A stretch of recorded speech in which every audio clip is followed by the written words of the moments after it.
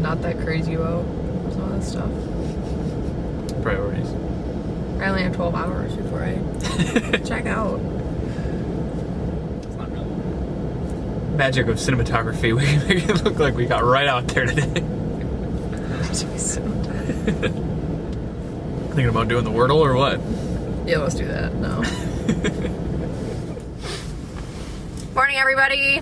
Matt and Allison here. We are off to a little bit of a slow start this morning. It is a brisk 34 degrees. This is going to be the high for the day, but so we're sitting in the truck drinking coffee right now. We're working on siding again today. We didn't get quite as far as we wanted to yesterday, but the back's kind of tricky because there's all sorts of penetrations and it takes a while to cut around all that stuff. So we're looking to make some more progress today, and let's get working. All right, so I am going to show you how I do a pocket hole screw for a trim piece that we're doing. So this is actually for the fireplace penetration, but it's the same thing that we do for all of our windows and anything that requires kind of a bigger trim that goes around the window. So we started the project by going around and trimming all the windows, but this is kind of one of the ancillary trims that didn't get done on our first swipe. So we're doing the fireplace penetration right now. So first of all, I'm doing this inside, so it's best if you do it on a really flat surface. Otherwise, it's very tricky to do outside unless you have like a piece of OSB or something you can lay down. So works out great that it's actually heated in here, and I can work on the floor in here. So what you have to decide ahead of time is whether or not you want your side pieces or your bottom pieces to overhang. So it should be the same on all your windows, and it's the same here for this fireplace penetration. But what we did is we have the shorter side pieces, and then the bottom and top kind of cover those ends. So I measured this, so the side pieces are exactly what the measurement, and then I added 7 inches to each of the top and bottom because this is it's just like a 2x4, it's 3.5 inches thick. So we're gonna lay it out like that. So you're gonna see, I've got my drill already set up, but this is the Craig jig. So you gotta make sure that you have the depth of your pocket hole screw set correctly. So you'll see here it's got a really nice little measuring tool on the side here. So if you can see, I've got it already set up to 1 inch. So you gotta set this drill to make sure that you're not drilling through your material. So ours is 1 inch thick. So I've got my drill here set to just under 1 inch. If you need to adjust it, you can do so by loosening this. You need an Allen wrench to do it, but you can loosen it and adjust it as so to make sure that you adjust it to the thickness of your material. So put the piece in here like this, clamp it down, I drill for each piece.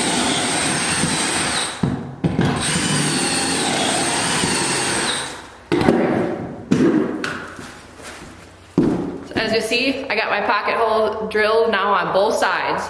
So I've got to do this for both the side pieces. So now I got both sides. I got my pocket hole screwed here on both sides of the side pieces. Now I'm going to secure it together. So we use 2-inch Craig screws here. You got to make sure it's the exterior screws. So it should be blue. If you're doing siding, it should be the blue coated screws here.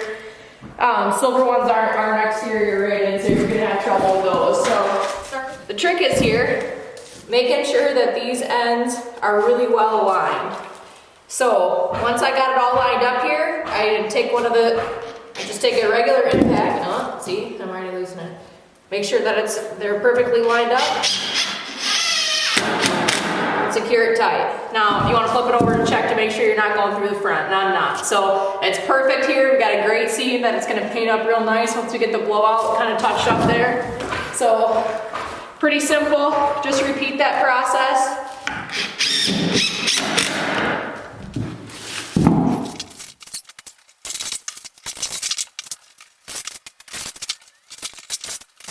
As you'll see here, I got my trim piece finished now, so we're gonna take it outside and we're going to, it actually goes this way, I guess, top to bottom, and we're gonna put it on the fireplace penetration and we'll show you how it looks.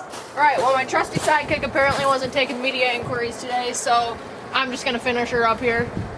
So, as you'll see, this baby fits like a glove. So, I got the bottom, or the sides here are butting into the top and bottom just like the rest of our windows. I'm gonna paint up these edges, we'll flash the top of it and we'll keep on going. So we finished up the middle part of the back this morning. Everything went pretty well. It was pretty dang cold out though, so it's good to feel some sun shining, and we're gonna head to lunch and we'll be back with a little more after that. All right, we're back from lunch and we both are feeling a little better. We're running on empty there, so we're glad to have that come, and we are gonna start with this inside corner and come around the back of the house, but to do that, we gotta do a few things. We gotta get our ground brake on so we can put our corners on. So we're using this glass liner ground breaker.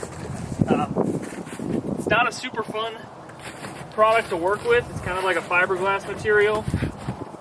And the reason we're using it is because we have insulation board on the outside of the foundation as well as the inside, so that these houses are super, super tight, but we don't like to look at the blue and we want to give that a little bit of protection. So Allison and I are gonna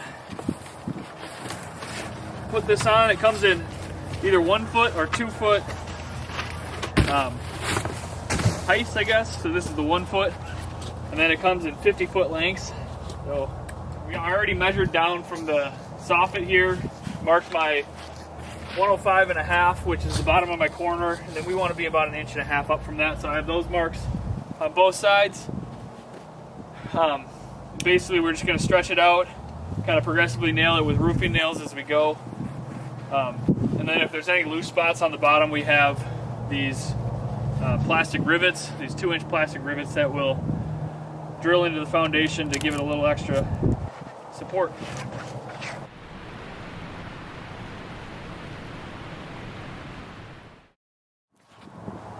So 2 things with these. Number one, if you're going to be doing this, it's definitely worth the money to go and actually buy a real hammer drill. We used to just do it with the DeWalt drills that had the hammer function, and we burned so many drills out working on this, because we do a lot of this riveting when we attach the blue board to the foundation, the insulation to the outside of the foundation, and this thing is just the cat's pajamas for drilling into the foundation. And this is what, I don't know, can you see that okay, Al? So this is what the rivet looks like. So it's just a plastic 2-inch rivet that after we drill it in, you just hammer that end in, and it typically won't go all the way in. You'll have about 1/4 inch left, but you just break that off and holds on nice.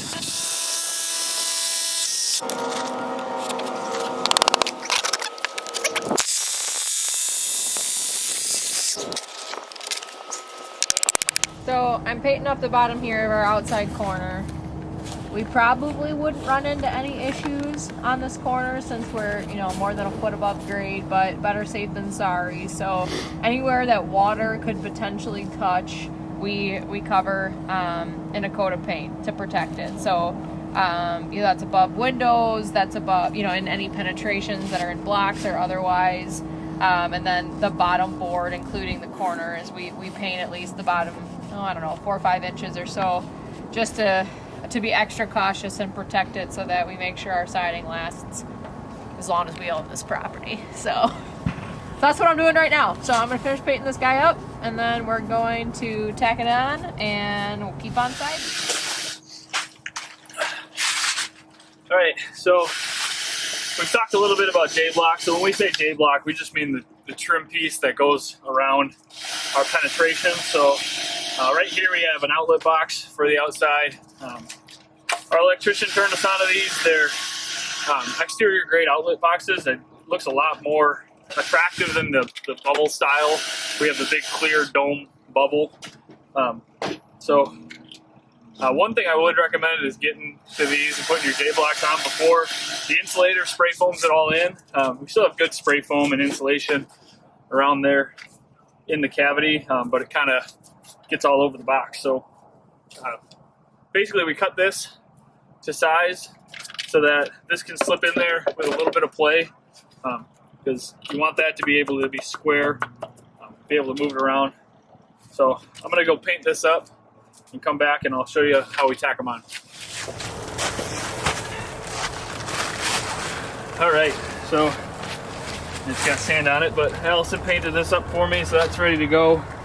Just gonna straighten these wires out a touch to make my life easier when I'm putting it through. The electrician left me plenty of slack to get this in and still See the tip of the wire, tip of the sheathing in the box, so that the inspector's happy.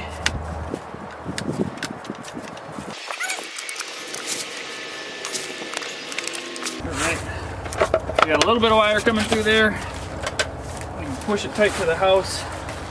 And the first thing I want to do is get the block level. So, just got my little speed level here. That looks pretty good. Gotta be careful after you nail it, it has a tendency to move. We'll get 4 in there. And then these outlets come with this weather stripping. So it's kind of like plumber's putty, and it's a clay-like material. Put around the box, so it comes in these long strips like this. You don't need all of it. So you just break it, wrap it around the box like that before you screw it on.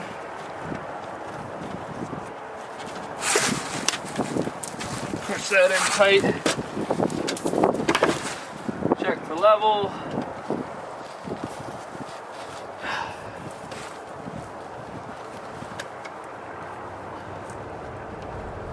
All right, now that that's close to level, I'm going to run 1 screw in the corner.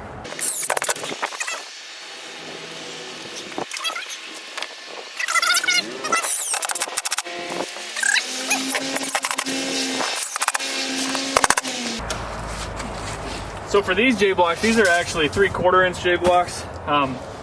So we're not going to do any drip cap on the top of this. What we're going to do is we're just going to caulk the whole thing in. So it's a nice watertight seal.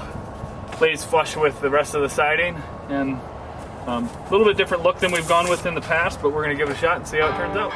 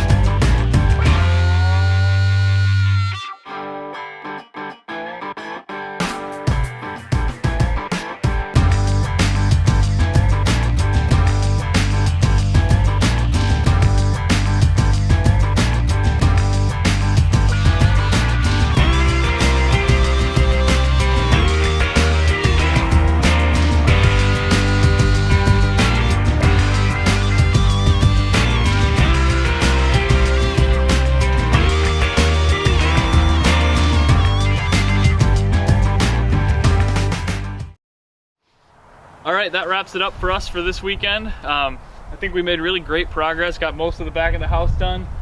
A couple sides left, we got the whole front of the house and then the peaks left to do, but I think we're in a really good spot going into the cold snap here in Wisconsin. Got about 4 days left of siding work, we figure. So we'll be back out here, not next weekend, but the following with a little bit more siding content. So hope to see you guys there. And if you could like and subscribe to see more content like this, we'd really appreciate it. Over and out.